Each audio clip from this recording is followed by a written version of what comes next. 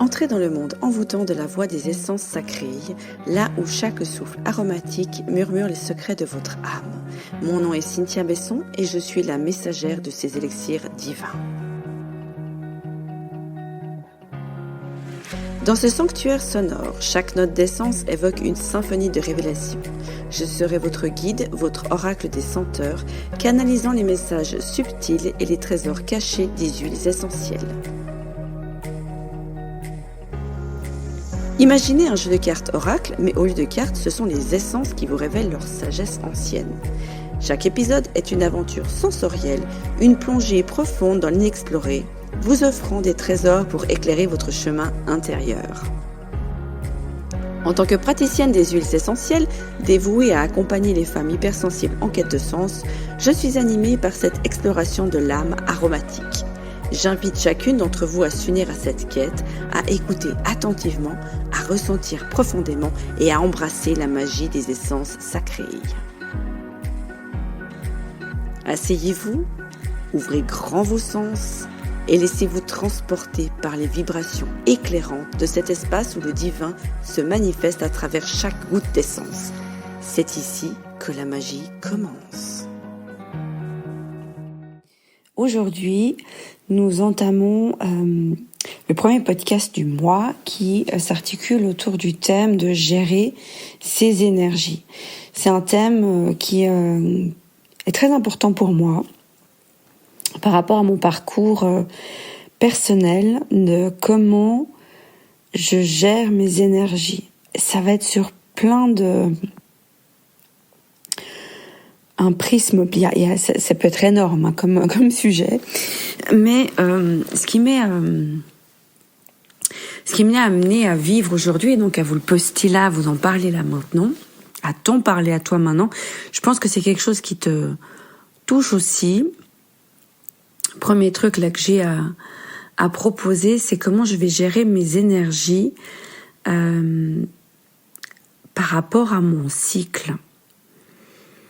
Je m'explique, que ce soit le cycle menstruel ou le cycle lunaire. En tant que femme, nous sommes sujettes à... Nous sommes, pas plus que sujettes, nous avons une nature cyclique. Comme la nature, comme la vie en général, tout est cyclique. Sauf que la femme, elle est plutôt calée à une énergie qui a un cycle plus rapide, dans le sens qu'il est calé au cycle lunaire, qui a un cycle d'à peu près 28 jours. Et l'homme, il est aussi cyclique, mais il s'est calé au rythme journalier, ce qui fait qu'au cycle solaire, et ce qui fait que, donc lui vit en 24 heures, nous c'est à peu près en 28 jours, et chez l'homme, on a l'impression que c'est plus linéaire, parce que ça fait plus niveau saisonnier, comme le rythme des saisons. Et nous, on a en un mois 4 saisons. Donc, c'est quelque chose qui peut être perçu comme moins stable. Mais en fait, c'est tout à fait logique. Donc, on a les 4 saisons. L'hiver, c'est la première saison.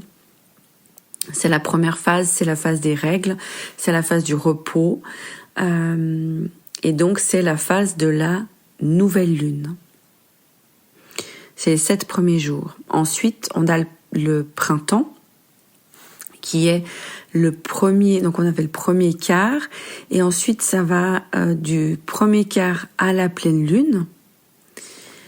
Et donc là, c'est une phase, c'est notre phase yang de notre cycle. C'est la phase yang du cycle. Donc c'est une énergie qui nous propulse dans nos actions. Ensuite, on a l'été qui est donc de la pleine lune jusqu'au premier quart de la lune décroissante. Et donc c'est l'automne, c'est l'été, pardon. Et là, on a une énergie, il y a la fécondité, hein, donc c'est dans le cycle, c'est le moment où donc la pleine lune correspond au pic de fertilité. Et on est vraiment amené à les communiquer à l'extérieur, à être bien avec les autres. Et après, on a le dernier quart qui nous amène depuis jusqu'à la nouvelle lune, et c'est l'automne. Et donc c'est une phase où là, elle est aussi, c'est au niveau physiologique, on a la chute des hormones qui vont nous conduire, vu que l'ovule n'a pas été fécondé, et qui va on va passer aussi, on change au niveau de chimie. À partir du moment où il y a eu la pleine lune, où l'ovule n'a pas été fécondé, les hormones commencent à se transformer pour évacuer le follicule, voilà, et ça se joue dans l'automne. C'est les arbres qui se dépouillent, c'est les dernières moissons, enfin voilà, les dernières choses qu'on a à cueillir, et qui normalement on a tous les fruits en été, voilà, ces différentes choses qui viennent se cueillir là avec la fin, le déclin en fait entre guillemets, le déclin apparent de la nature, avant l'arrivée donc dans la régénérescence de l'hiver, ce que nous apporte l'hiver ou la nouvelle lune qui débute un nouveau cycle. Donc voilà, tout ça, ça fera l'objet certainement de podcasts à venir. Et là, au niveau des énergies, pour dire, j'explore en ce moment pleinement. Là, aujourd'hui, ça a commencé. J'ai vraiment ressenti ces énergies de l'automne, ces énergies de je me sens pas super bien là particulièrement aujourd'hui. Donc j'ai trouvé ça super intéressant de venir te parler de ça dans cet espace, depuis cet espace de vulnérabilité. Parce que c'est un espace, quand on est au niveau de temporalité de la femme, c'est la ménopause. C'est l'espace quand la femme est cyclique, elle est réglée. On dit mais t'es de mauvaise humeur, t'as des règles. Cet espace-là, en fait, c'est hyper sensible. Et c'est là où c'est super important de gérer ces énergies aussi dans cet espace, ce moment-là. Parce que c'est le moment où on peut douter, où ça va s'accentuer au niveau des énergies. Donc on a dit au niveau hormonal, au niveau et il n'y a pas seulement hormonal, parce qu'on emprunte toute notre vie, même quand on arrive à la ménopause, ce cycle-là, il va continuer.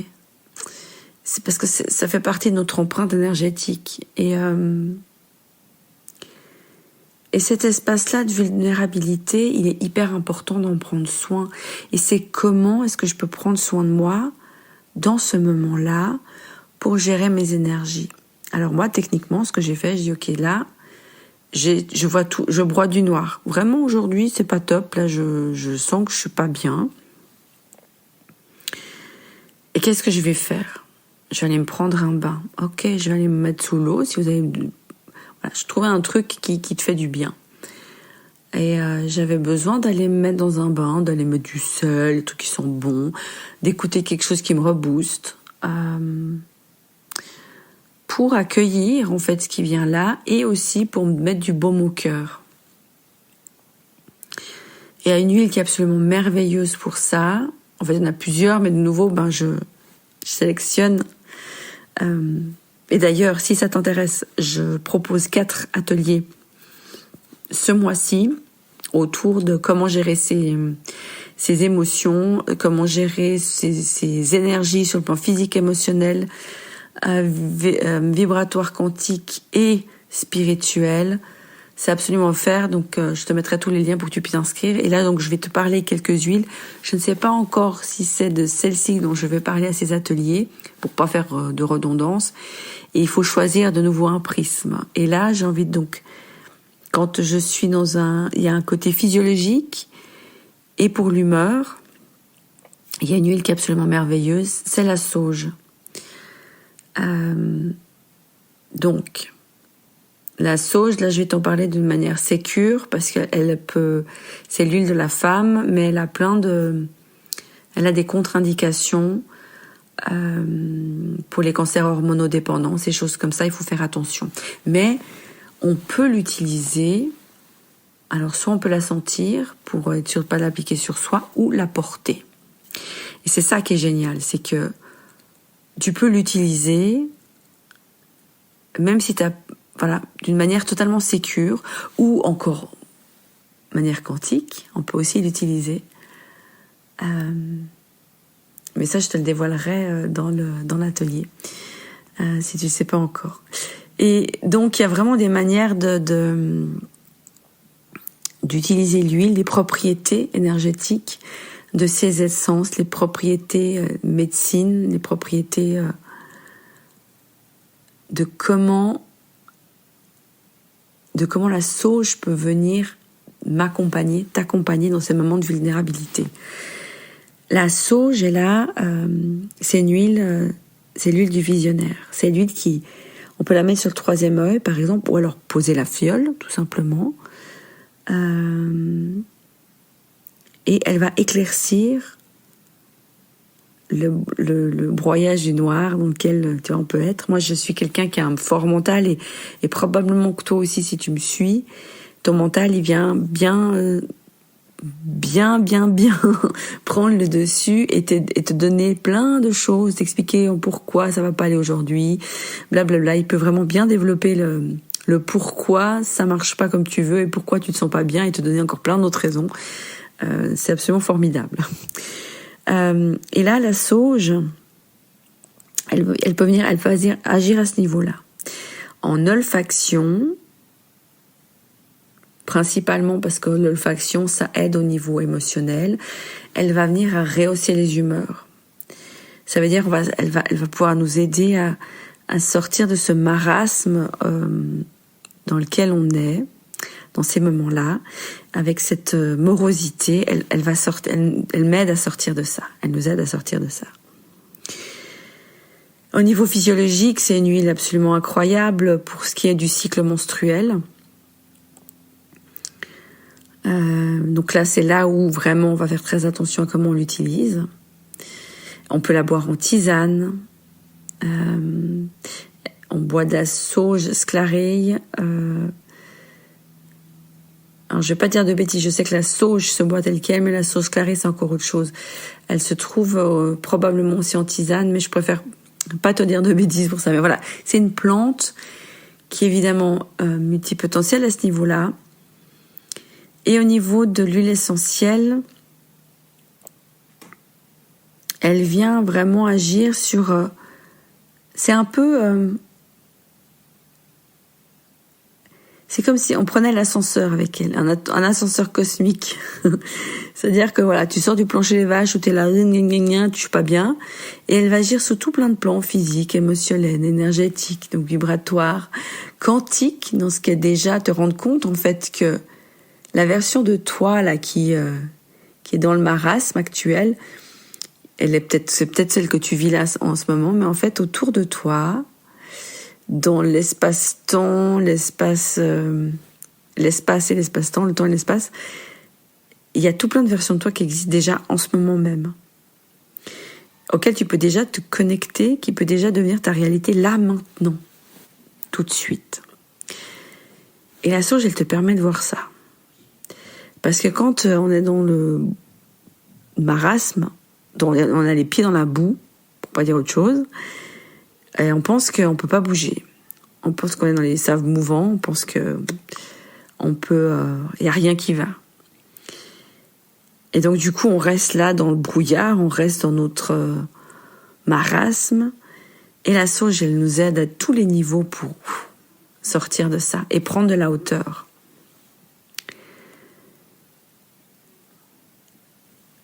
Et au niveau spirituel, c'est une huile qui te connecte à toutes tes capacités du féminin divin. Et c'est vraiment moi ce que j'ai vécu, que je vis depuis. Et ça agit qu'on soit donc homme ou femme. C'est cette énergie, cette part divine de soi, féminine, le yin, l'inspiration, la guidance. C'est vraiment le travail qui m'a amené, que cette huile m'a amené. Il y a 6 ans que j'ai commencé à peu près, un an un peu après, pas 6 ans exactement, mais j'irais peut-être 5 ans J'ai commencé ce travail avec elle. Non, c'est pas vrai. Non, en fait, je l'ai eu tout de suite parce qu'elle faisait partie d'une synergie qui n'existe plus maintenant chez doTERRA, mais une incroyable énergie, sublime, synergie extraordinaire qui est l'élévation, et il y a de la sauge dedans, donc oui. Donc ça, c'est vraiment le côté yin. Et j'ai envie de te parler d'une autre huile qui va venir consolider donc le côté masculin, le côté yang, dont on a besoin aussi dans ce moment-là. C'est une huile de soutien.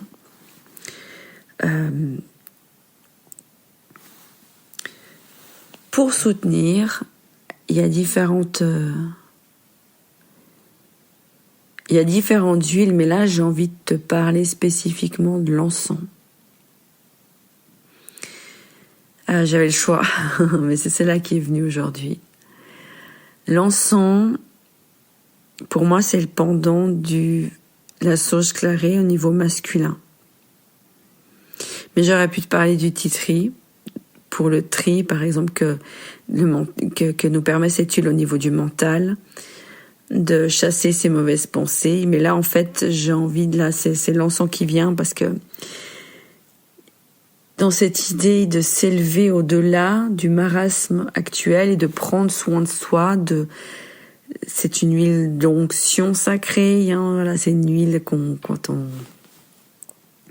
dont on a déjà entendu parler dans notre culture judéo-chrétienne. Et c'est une huile qui peut te transporter ailleurs, tout en restant bien connecté dans l'ici et le maintenant. Mais elle va soutenir la sauge pour s'élever, pour t'élever, pour m'élever. Avec une infinie douceur, hein. C'est comme un baume. Voilà, quand on parle d'onction, il y a vraiment quelque chose qui vient nourrir, qui vient en profondeur dans les cellules. Et c'est là où ça devient intéressant, parce que c'est aussi une huile qu'on peut utiliser pour le cerveau, hein, elle a des propriétés assez incroyables. Et c'est une huile qui est totipotente aussi, elle peut faire plein de choses. En particulier celle de doTERRA, parce qu'elle a 4 encens différents, pardon. Donc il y a vraiment déjà dedans, c'est déjà une synergie à elle toute seule. Et il y a quelque chose dans cette huile, quand je la sens, moi, qui m'amène un réconfort indescriptible. Et il y a ce côté rassurant, enveloppant, qui vient. Donc ça vient aussi nourrir en profondeur dans les cellules. Ça vient nourrir au niveau du cerveau, du mental. Là, je vais vraiment plutôt l'articuler au niveau du mental. Et d'un soutien, d'une présence, comme une présence paternelle rassurante. Donc c'est comme si on avait la mère d'un côté et le père. Mais tout ça en soi. Avec l'aspect yin et l'aspect yang en soi. Donc c'est comment je prends soin de moi. Ah bah tiens, je peux m'appliquer de l'encens. Alors celui-là, il n'y a pas de contre-indication. Je peux me l'appliquer sur la peau. Je peux l'utiliser en fiole. Je peux la sentir. Je pourrais même l'ingérer, une petite goutte. C'est aussi possible. Et il y a comment est-ce qu'elle vient, ça vient traverser dans chaque interstice de mes cellules, dans le liquide interstitiel, dans tout mon corps. Comment est-ce que ça peut venir me nourrir en profondeur pour que je me sente pas seule et que du coup, voilà, au niveau des énergies, c'est moi, je prends le temps pour moi dont j'ai besoin. Parce que c'est ça, cette phase-là, c'est une phase, l'automne, donc la pré-menstruation, la ménopause, c'est aussi, c'est un moment crucial, on doit prendre soin de soi. Dans la vie de la femme, généralement, elle a eu des enfants, elle a eu un travail, mari. Et souvent, voilà, ça c'est vraiment le truc classique, hein, pour vraiment schématiser le truc. Après, t'adaptes selon ta situation, mais voilà. Sociétalement, c'est ça. Et puis au bout d'un moment, elle se retrouve, les enfants sont partis de la maison, elle a fini le travail parce qu'elle se retrouve à la retraite, et où elle va bientôt y arriver, et elle est peut-être pas forcément épanouie. Il y a le mari, est-ce qu'il est déjà à la retraite, est-ce qu'il travaille encore? Enfin, il y a un gros changement qui se passe dans la vie d'une femme au moment de la ménopause, et c'est hyper important de pouvoir re-rentrer en soi, prendre soin de soi, aller voir ses qualités, ses défauts. C'est une étape de vulnérabilité incroyable. Et souvent, la femme, elle a tout donné dans sa vie. Elle a tout donné pour ses enfants. Elle a tout donné à son mari ou son conjoint. Ou voilà. Elle a tout donné dans son travail. Peut-être que c'était même pas un travail qui la faisait vibrer, qu'elle l'a fait pour pouvoir subvenir aux besoins, voilà, pour faire, mais qu'elle s'est pas elle-même allumée par quelque chose qui la passionnait. Et là, du coup, pouf, ça vient la fin de entre guillemets, la fin de la vie active, donc la fin de la vie, enfin l'approche de cette échéance fatale, voilà, on est tous amenés à ça, et il y a quelque chose qui se passe d'hyper fort. Qui ai-je été? Qu'est-ce que j'ai fait pour moi? Ça peut être aussi en lien avec je laisse les autres trop prendre dans ma vie. Et moi, qu'est-ce que je garde pour moi? Comment est-ce que j'ai pris soin de moi? Voilà, on est vraiment dans le démarrage là, au niveau de la vulnérabilité, c'est vraiment quelque chose de fort. De comment est-ce que je peux prendre soin des énergies. Donc c'est comment est-ce que je retourne à moi. Évidemment, je peux pas être en réaction émotionnelle top par rapport aux autres. Ok. Mais il y a plein de circonstances qui expliquent cela et je n'ai pas à culpabiliser parce que je vis ça. Ça aussi, ça vient derrière. Elle est hystérique. Il y a plein de jugements qui viennent derrière. Puis on n'ose pas assumer et vivre pleinement cette phase-là, qui est juste naturelle. Là encore ce matin, j'ai été m'excuser auprès de mon entourage. Leur dire, écoutez, voilà, je suis comme ça aujourd'hui. Non, à la limite prévenir pour dire, ok, je vais peut-être pas avoir des réactions. J'en sais rien comment va être la journée, mais je me sens pas super top.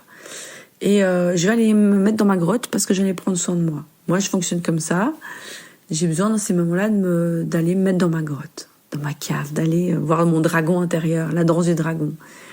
Mais ça peut être parce que c'est un cycle au niveau menstruel, parce que c'est une saison au niveau automne, il y a des gens qui sont plus fragiles, plus sensibles aux énergies comme ça, ou parce que il peut y avoir plein de raisons, des épreuves, on soit pas bien, maladie ou autre. Enfin, on peut avoir plein de moments dans notre vie qui nous fassent vivre dans cette période-là de vulnérabilité. On a besoin moi j'aime bien dire aussi, je ferme mes écoutilles et je plonge comme un sous-marin. Je vais dans ma grotte, je vais danser avec mon dragon intérieur. Mais c'est vraiment ce truc où j'ai besoin de rentrer en moi, de rentrer en ma coquille. Et on a de la chance d'avoir ces merveilleuses essences pour venir nous accompagner là. Là, je n'en ai cité que 2, mais j'en ai des tonnes à vous dire qui pourraient vous aider. C'est selon ce que tu as besoin là maintenant. Ça peut être de la sauge et de l'encens, ça peut être du géranium et du titri, ça peut être plein de choses différentes. Peut-être que tu as besoin juste d'une huile, mais j'aime bien avoir toujours cette idée des deux, la polarité yin et yang, donc avoir 2 huiles. Après, tu peux avoir d'autres. Pendant longtemps, j'ai utilisé une superbe synergie, donc élévation, et en même temps, j'ai utilisé une autre synergie extraordinaire, la balance. Parce qu'on a besoin aussi de s'ancrer, d'être dans l'ici et le maintenant. Tu peux faire avec la respiration, avec des exercices d'ancrage, mettre des huiles sous tes pieds, par exemple, pour t'ancrer. Voilà, il y a plein de choses qui existent. Voilà, pour le premier volet, pour comment gérer ses énergies. Pour le coup, c'était un peu plus long que les autres, mais c'est super important comme sujet. Je pense que c'est vraiment quelque chose, moi, qui m'anime et qui, je trouve, hyper important d'en parler. Et les personnes que j'accompagne, les femmes que j'accompagne, ce sont des moments dont elles ont besoin de vivre, traverser, de comprendre pour pouvoir s'aider à traverser ça. Et voilà. Je te souhaite une magnifique journée en attendant. N'oublie pas, donc, j'ai 4 rendez-vous ce mois-ci. Il y a le 7 mars, le 13 mars, le 20 mars et le 27 mars. 4 ateliers gratuits sur les huiles essentielles pour gérer ses émotions, ses énergies, pour gérer son physique, le côté physique et le côté spirituel. 4 phases, on va en crescendo. Comment je gère mes énergies. Voilà. Je mets tous les liens en dessous de cet audio, soit sur le podcast, soit sur YouTube. Et comme ça, tu sais où tu peux t'inscrire. Et puis, si tu as des personnes qui seraient intéressées par suivre cet atelier, invite-les, c'est avec grand plaisir que je les accueille. Magnifique journée à toi et à très vite. Si vous avez été inspiré par notre exploration des essences sacrées, aujourd'hui je vous invite à poursuivre ce voyage avec Révélessence de femmes. Rejoignez notre communauté passionnée de femmes dédiées à la découverte des huiles essentielles, de la spiritualité et de l'éducation féminine. Rendez-vous sur le site révèle-essence.org pour explorer nos programmes, ateliers et ressources dédiés à l'éveil spirituel et au leadership féminin. N'oubliez pas de vous inscrire à notre newsletter pour ne manquer aucun événement à venir. À bientôt!